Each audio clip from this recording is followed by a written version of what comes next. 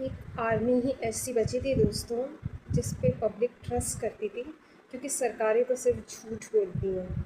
लेकिन आज आपने एक न्यूज़ देखी होगी कि ऑपरेशन सिंदूर में शहीद हुए 6 जवानों के नाम आज गवर्नमेंट ने सार्वजनिक किए हैं और जवान ज्योति पर उनके नाम जो है लिखे गए हैं।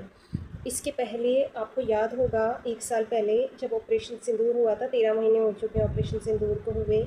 तो जब ये इन्होंने ख़त्म किया था ऑपरेशन सिंदूर या रोक दिया था बीच में, तो राजनाथ सिंह ने सदन में खड़े होकर कहा था कि इस सिंदूर ऑपरेशन सिंदूर के बीच में कोई कैजुअलिटी नहीं हुई है।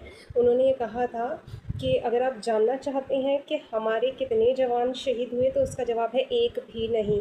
और पूरे 1 साल बाद, आज 1 साल बाद भी नहीं, 13 महीने बाद आज गवर्नमेंट ने ये सार्वजनिक किया है कि ऑपरेशन सिंदूर में हमारे 6 जवान शहीद हुए थे दोस्तों।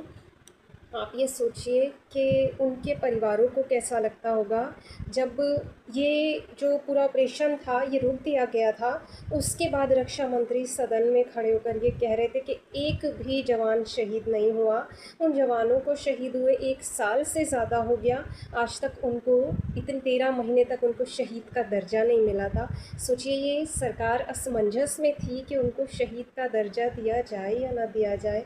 हम कैसी सरकार को लेकर आ गए हैं और हम कैसे लोगों के बीच में रह रहे हैं जहाँ हमारा जो प्रशासन है, जो गवर्नमेंट है, वो ये डिसाइड भी नहीं कर पा रही है अपना उल्लू सीधा करने के लिए, अपनी साख बचाने के लिए वो शहीदों को शहीद का दर्जा भी नहीं देते हैं। आप सोचिए उनके परिवारों को कैसा लगता होगा। उनके बच्चे देश के लिए लड़ते हुए शहीद हो गए और उनकी ही सरकार, उनके द्वारा चुनी गई सरकार उनके बच्चों को शहीद भी मानने को तैयार नहीं है। इनफैक्ट वो पूरे देश को बताने को तैयार नहीं है कि उनके बच्चे शहीद हो गए हैं, कि किसी परिवारों के बच्चे इस ऑपरेशन सिंदूर में शहीद हो गए हैं।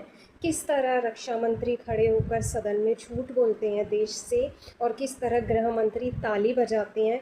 आप सोचिए कि जिनके बच्चे मर गए हैं उनको क्या फील हुआ होगा उस समय, उनको कैसे लगा होगा। मैं सोच भी नहीं सकती हूँ कि कोई सरकार इतनी असंवेदनशील हो सकती है। ये बहुत अजीब बात है और बहुत ज़्यादा कष्टप्रद बात भी है देश के लोगों के लिए, और ख़ास तौर पर जो सेना से झूठ बुलवाया गया है ये और बहुत ज़्यादा दुखदाई है।